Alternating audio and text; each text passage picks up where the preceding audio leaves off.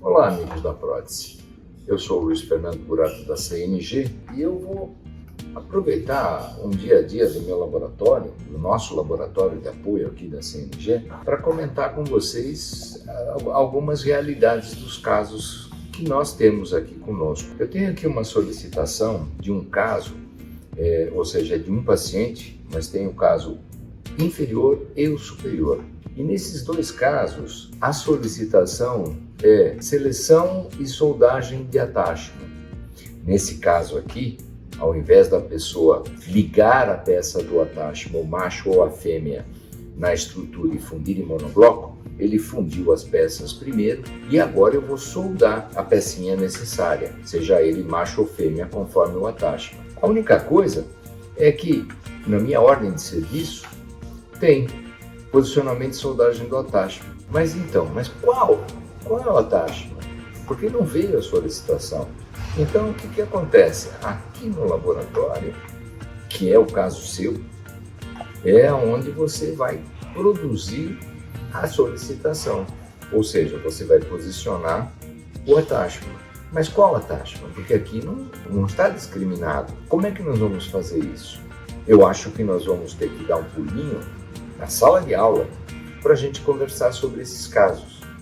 E aí nós vamos determinar o attachment adequado e vamos fazer o processo. Vamos para a aula? Bom, conforme eu falei para vocês, a gente uma hora tinha que sair do laboratório propriamente dito, que é onde a gente faz as coisas, para vir para a sala de aula. Porque a nossa instrução, claro, recebi o modelinho e a instrução qual é? Posicionar e soldar o attachment, mas não está prescrito esse attachment. Então eu preciso sair daqui e vir para cá para poder descobrir qual é o attachment adequado, tá? O que eu preciso ver? Como é que esse gráfico aqui, esse esquema gráfico vai nos ajudar? Esse esquema gráfico ele vai nos ajudar porque ele consegue mostrar para nós qual é o tipo de movimento que essa prótese vai sofrer, tá? Então, o que nós temos de importante? Eu desenhei a minha prótese aqui, mas não coloquei o attachment. Então, o desenho da minha prótese é como se ela estivesse aqui, mas ela não tem o attachment. O que eu preciso saber agora é qual é o tipo de junção que eu vou colocar de um lado e de outro para que fique harmônico com a circunstância desse tipo de construção de prótese. Então veja, qual é a primeira coisa que a gente nota aqui? Você nota aqui que aqui eu tenho um bracinho que vem para cá, outro bracinho que vem para cá. O que quer dizer essa estrutura? Essas estruturas, elas são estruturas que são extremamente importantes, que são os apoios indiretos. O que são os apoios indiretos? Eles são apoios não retentivos, simplesmente eles estão aqui para bloquear a tendência de movimentação de lateralidade da minha prótese. Eu não estou deixando isso por conta do attachment, eu estou resolvendo na construção da PPR. Mais do que isso, quando o paciente ocluir com um alimento viscoso, a tendência vai ser de puxar esta prótese neste sentido, porque é um alimento viscoso. Imagine você que ele grude o superior com o inferior, então ele vai tentar trazer a prótese para longe do seu ponto de equilíbrio no palato. Então nós precisamos criar esse tipo de construção de tal forma a evitar esse movimento que para nós é indesejado. Veja, tudo isso que eu falei para vocês ainda não tem um attachment.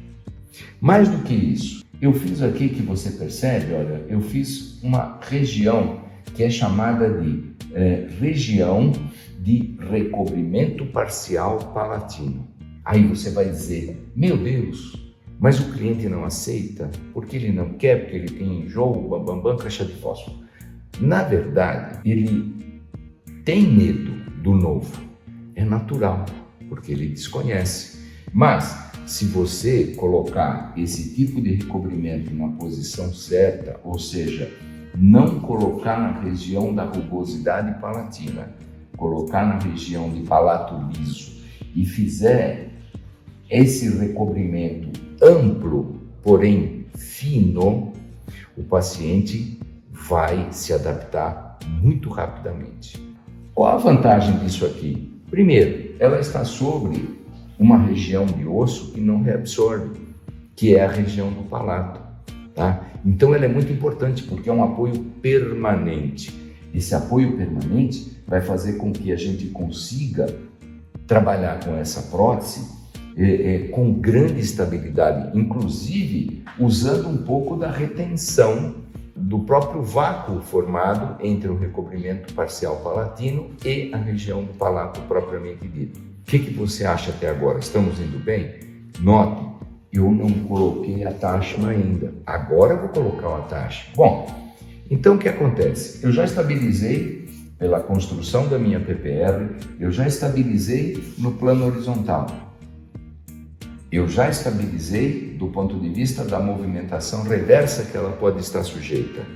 Eu estabilizei essa minha prótese com uma acomodação na região do palato que vai me restringir a amplitude do movimento que eu vou precisar solicitar do Attachment.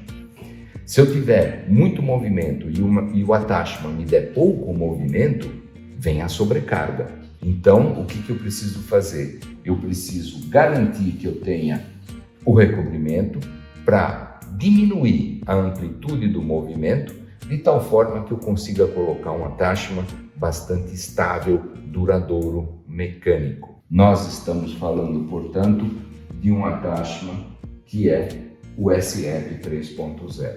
Eu vou por aqui e eu vou por aqui. Para você ainda está um mistério. Quem é o SR 3.0? Ele é tão pequenininho que eu precisei fazer um macromodelo capaz de te explicar como ele funciona. Ele é totalmente mecânico, acionado por mola, tem uma esfera lá dentro que dá o travamento.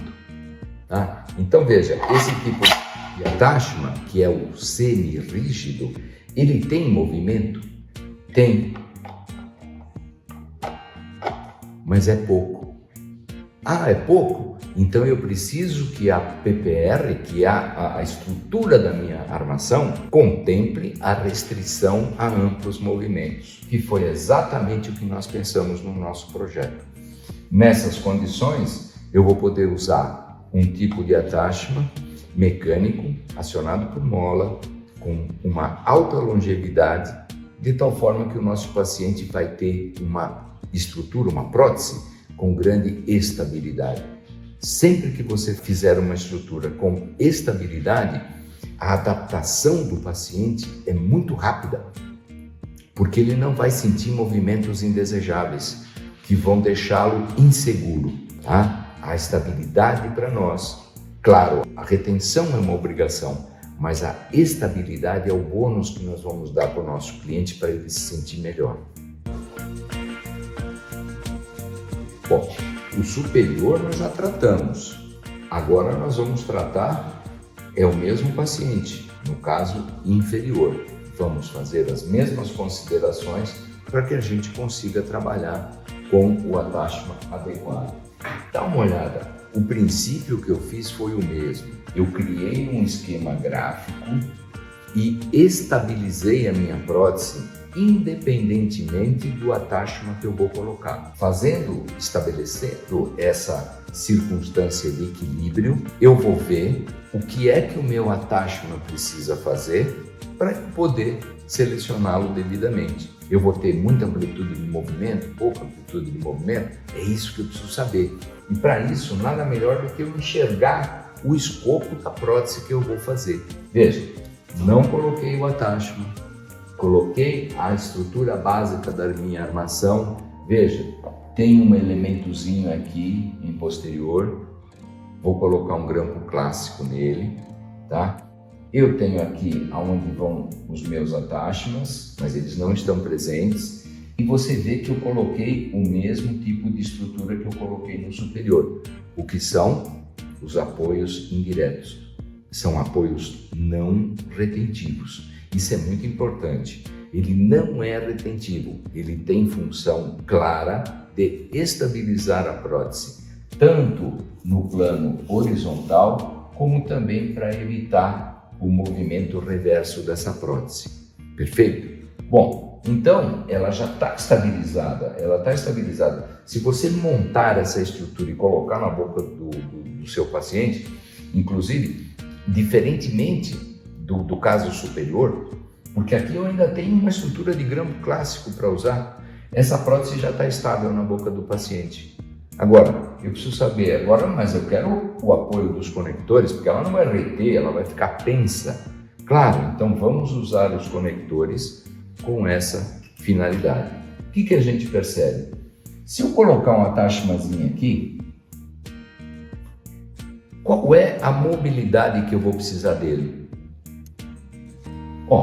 Ele vai apoiar aqui, vai apoiar aqui. Ele vai se mexer? Tem como ele se mexer? Não tem.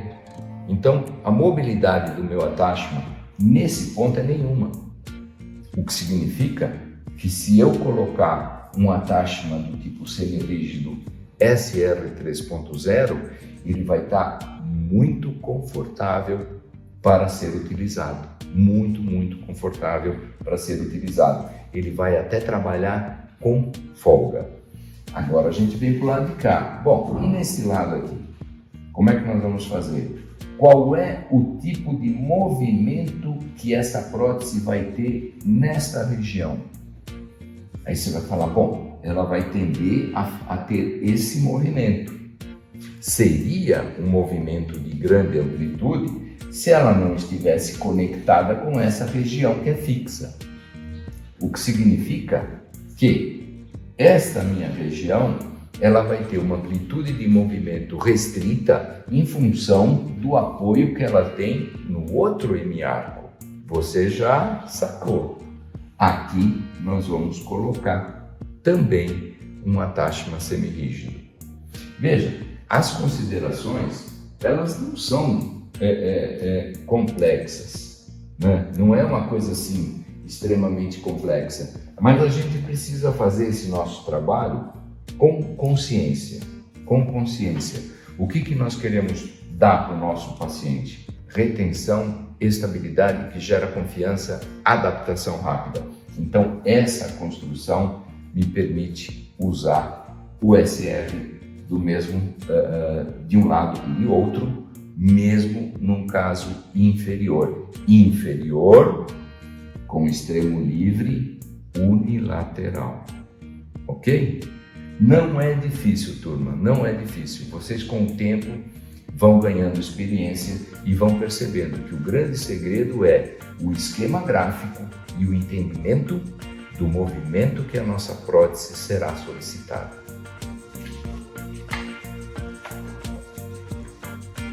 Tá tudo certo? Vamos para o laboratório? Agora é mão na massa. Finalmente no laboratório, finalmente com a mão na massa. Então, olha, vamos começar pela parte importante. Nós já descobrimos que nós vamos trabalhar com o SR 3.0. O attachment está bem definido. Então, para eu posicionar um attachment SR 3.0, eu preciso do posicionador adequado para ele. Cada attachment tem um posicionador específico. Então, se for um SR, se for um axial, se for um FL, enfim, cada attachment tem um posicionador adequado. Por quê? Porque a geometria que eu vou posicionar são todas diferentes. Então, eu preciso ter uma haste de posicionamento adequado. E eu vou usar sempre esse mesmo dispositivo, que é o paralelômetro. Eu já coloquei o meu casinho aqui na platina do meu paralelômetro e agora eu vou iniciar a parte de posicionamento. Normalmente, é sempre interessante que eu tenha uma guia de referência da montagem, mas eu não tenho. Então, se eu não tenho essa guia, o que é que vai sinalizar para mim aonde eu devo colocar o meu attachment? É exatamente a linha do rebordo. E eu vou fazer uma marcaçãozinha aqui, ó, para me orientar aonde eu vou colocar o meu attachment. Porque eu tenho que pensar sempre o seguinte, eu preciso ter espaço para o attachment e dentro de estoque aqui. Então eu tenho que, mais ou menos, ir na região aonde eu vou ter mais espaço para poder fazer com que todas as coisas consigam caber. Bom, agora nós vamos ter que pegar esse nosso attachmentzinho, que é essa estrutura que você está vendo aí, e colocá-lo na nossa haste de posicionamento. Agora, tem um jeito especial para fazer isso. Eu vou te mostrar. Na pecinha fica difícil de eu mostrar, então eu vou mostrar para você no macromodelo que vai ajudar o nosso trabalho. Olha só, esse aqui é um macho expandido do SR 3.0. Você vai notar que tem um lado plano e tem um lado que tem um degrauzinho. Também você vai identificar que o machinho tem uma depressão, que é aquilo que a gente chama na mecânica de um convite para facilitar a inserção da molinha, da esfera, tá? Então, olha, esta parte aqui que contém o degrauzinho é a parte que vai ficar para cima da minha haste de posicionamento. Isso é muito importante. Bom, então agora nós já sabemos qual é a parte que fica voltada para cima. Eu vou colocar entre as hastezinhas do posicionador e você vai notar que o posicionador ele tem essa hastezinha metálica aqui. Ela tem que encaixar no furinho que você vai ver no macho, que é para dar estabilidade, porque aí eu tenho certeza de que todos os machos que eu colocar nesse posicionador, eles estarão exatamente na mesma posição. Vamos então dar uma verificada aqui, ó. Eu estabeleci essas referências porque, como eu falei para você, eu não tenho uma montagem, eu não tenho uma muralha de silicone para me orientar. Então, o que eu tenho de informação aqui? O rebordo. O rebordo vai dar para mim a noção exata da onde eu devo posicionar. Então eu vejo o posicionamento, eu posso até usar esse próprio parafusinho aqui como referência da onde vai sair o mecanismo do meu attachment, tá? Então vamos lá, nós estamos prontos aqui para fazer o nosso posicionamento. O eixo de inserção, ele está garantido pela haste do meu paralelômetro. Então, tanto este attachment como este attachment serão posicionados no mesmo eixo de inserção e isso é muito importante. Veja, quando eu colocar o meu machinho, ele não pode tocar a superfície da estrutura. Quanto mais baixo eu colocar esse meu attachment, melhor do ponto de vista de esforços, de força, de torque. Mas por outro lado, eu não posso permitir que o meu attachment aplique compressão no tecido gengival do cliente. Porque se ele aplicar tensão em cima da superfície da gengiva, ele vai causar aquilo que a gente chama de isquemia, ou seja, você vai tirar circulação daquela região que está sob compressão. E isso é muito ruim. É muito ruim, porque o tecido não vai ficar normal. Então, nós vamos colocar bem para baixo, mas eu tenho que olhar como se eu olhasse assim, transversalmente do meu attachment, e eu tenho que ver que existe um filme de luz entre o nível do macho, do attachment SR 3.0, e o nível da gengiva. Tem que ter um espacinho, ok? Vamos então, eu vou colocar ele bem próximo da minha estrutura, como a gente vê aqui. Eu estou conseguindo verificar que existe um espaço entre ele e a estrutura da gengiva e agora eu vou estabelecer a ligação utilizando a resina da autopolimerizável. Eu utilizo para esse procedimento, aliás, eu utilizo para todos os procedimentos. Eu tenho o hábito de utilizar resina pattern. Existem muitas resinas que você pode usar, muitas resinas do mercado, tá? São todas elas têm as suas características próprias, mas a Pattern, ela é muito estável. Tá? Quando eu digo muito estável, é o seguinte, ela tem um tempo de trabalho muito, muito bom e você tem muito controle da aplicação da resina que você está utilizando. Você consegue manipular ela com facilidade. Mas isso é o seu critério. O melhor material é aquele que você está acostumado a trabalhar com sucesso. Pronto, agora nós vamos aguardar até tomar presa a resina.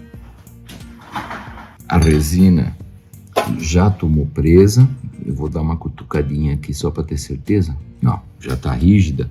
Agora, antes de mais nada, eu vou soltar o meu posicionador e vou levantar com muito cuidado.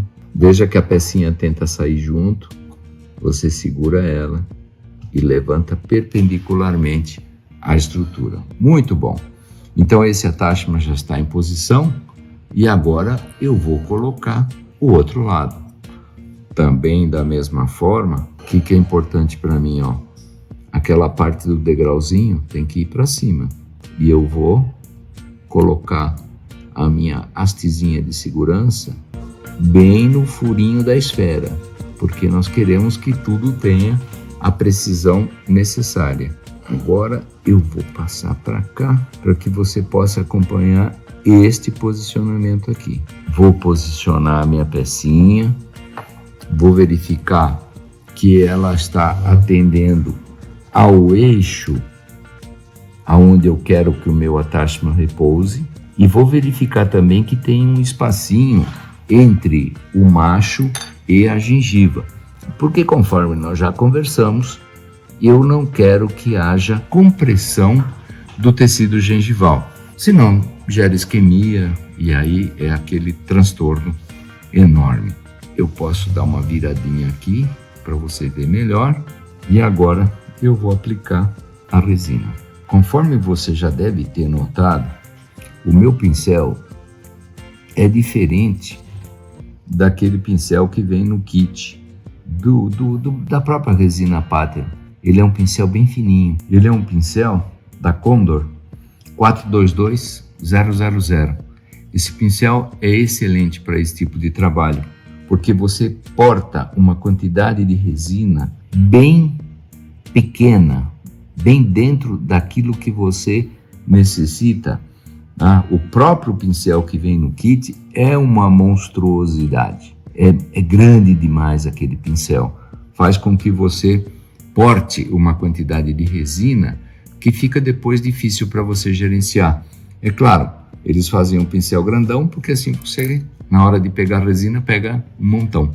Mas isso não é uma boa. Uma boa é você trabalhar com um pincel que tenha uma ponta bem fininha. Agora eu vou dar uma cutucadinha aqui para ver se a minha resina já tomou presa. Então olha, é a mesma coisa, eu vou soltar a hastezinha que retém em posição, vou segurar a minha pecinha e eu vou puxar bem perpendicularmente, sem girar, sem nada, eu vou puxar a haste do posicionador. Agora, eu tenho que fazer outro processo no inferior e é o mesmo attachment. Então, se é o mesmo attachment, eu vou manter o posicionamento da minha haste de posicionamento aqui. E eu vou posicionar este outro, o caso inferior. Só que, olha o que eu vou fazer. Isso aqui eu vou guardar e vou soldar as peças sem tirar de posição. Eu vou fazer o posicionamento do outro caso numa outra platina. Por que eu vou fazer dessa forma?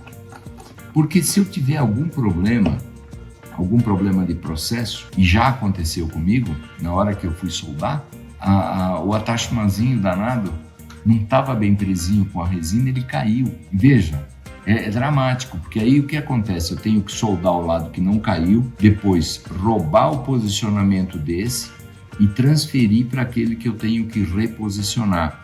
Então é um trabalhão danado, é tempo perdido. Então o que eu prefiro? Eu prefiro fazer assim. Este casinho aqui está individualizado. Só depois que eu tiver com ele tudo soldado, tudo direitinho, é que eu vou tirá-lo da platina. E, enquanto isso, eu não posso perder tempo.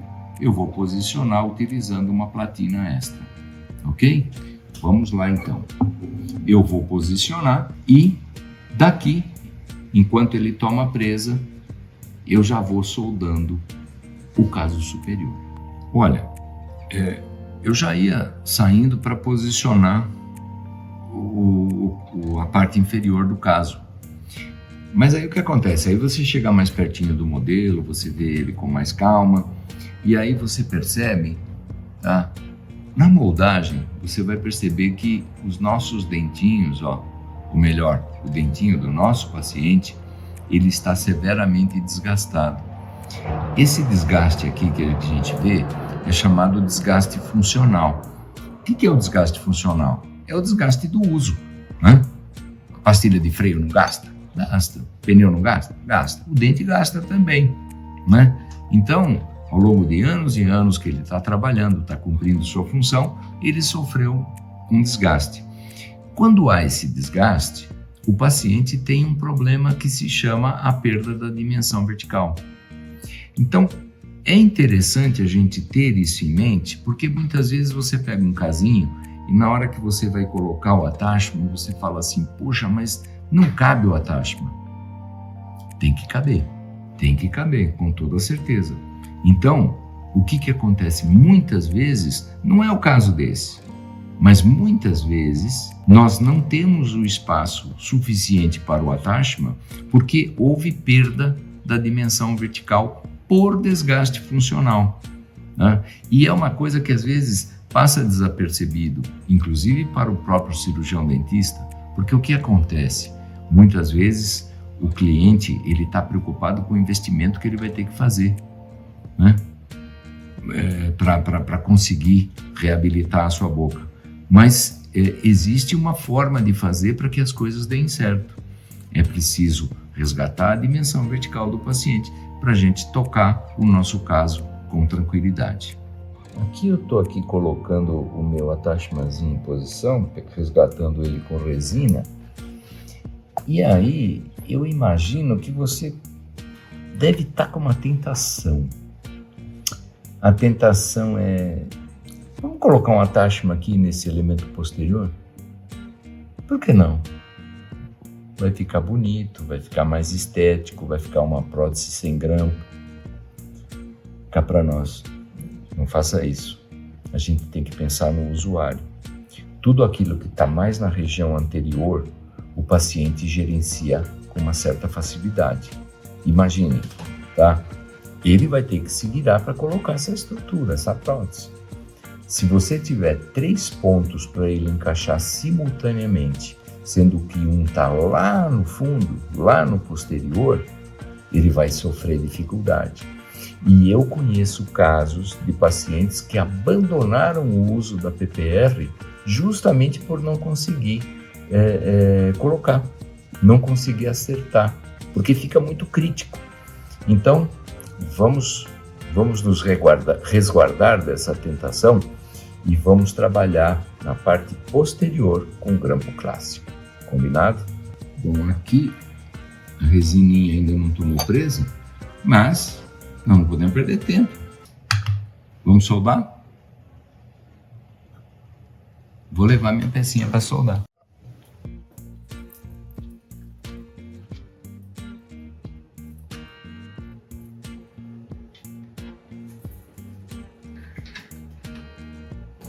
Aqui nós estamos no nosso departamento de soldagem, onde eu estou usando essa unidade de soldagem, que é uma máquina de grande porte, que é uma EV7000, tá? Que é uma máquina italiana, uma máquina da EV Laser. E agora eu vou soldar. Essa parte fica difícil de eu te mostrar, mas eu te mostro a peça soldada logo mais. Então, meus amigos, as estruturas foram soldadas. Soldamos com laser para garantir o resultado, para que fique tudo muito perfeito, muito direitinho. Eu dei o acabamento, tá? Agora, você tem que fazer o seu exame antes de tocar o caso para frente. Colocar os attachmentzinhos em posição e dar uma verificada. Olha, eu estou verificando o quê? Eu estou verificando se de fato o nosso attachment não está dando compressão na gengiva, ok? Isso é muito importante como nós conversamos. Bom, nós fizemos muita coisa. Vamos fazer uma revisão geral? Nós retornamos aqui para a sala de aula para fechar todo o nosso trabalho.